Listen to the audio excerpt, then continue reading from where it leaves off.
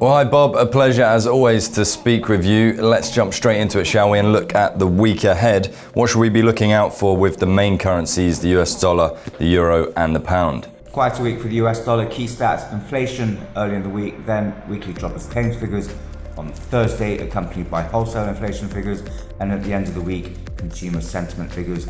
Expect plenty of interest in inflation and jobless claims. A pickup in inflationary pressures and a slide in jobless claims would really put the pressure on the Fed. For the euro, we've got trade data out of Germany, ZEW economic sentiment figures for Germany and the Eurozone, that's in the early part of the week. Then we've got industrial production and trade figures for the Eurozone as well. Those will draw plenty of interest for the euro. For the pound, GDP numbers for the second quarter and industrial and manufacturing production figures, those will be the key stats of the week.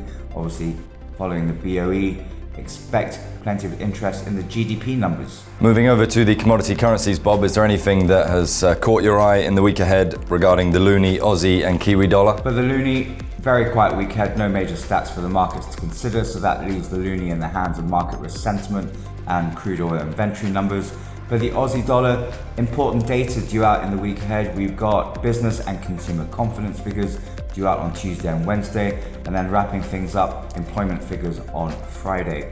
So key will be obviously a pickup in consumer and business confidence and improvement in employment conditions to put more pressure on the RBA. For the Kiwi dollar, we've got business PMI numbers at the end of the week. You know, we've seen pretty decent economic data out of New Zealand of late, so that positive numbers would put even more pressure on the RBNZ, with the Kiwi dollar having been on the move of late.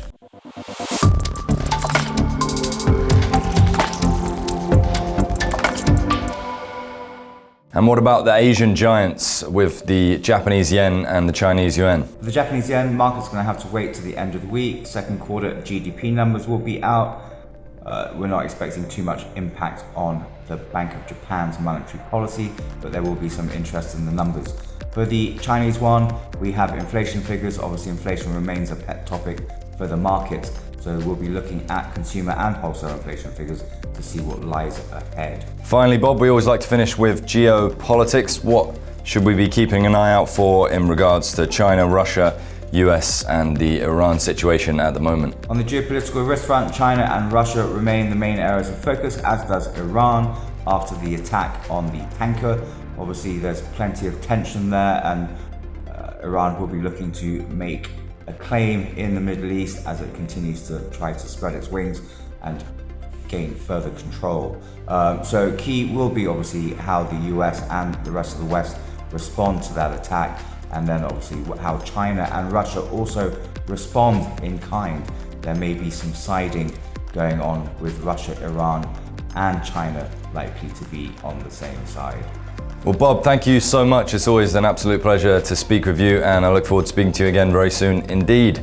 And thank you everyone for watching. This was The Week Ahead. To keep up to date with everything else affecting the markets, head over to our Dukascopy TV social media platforms. Until next time, goodbye.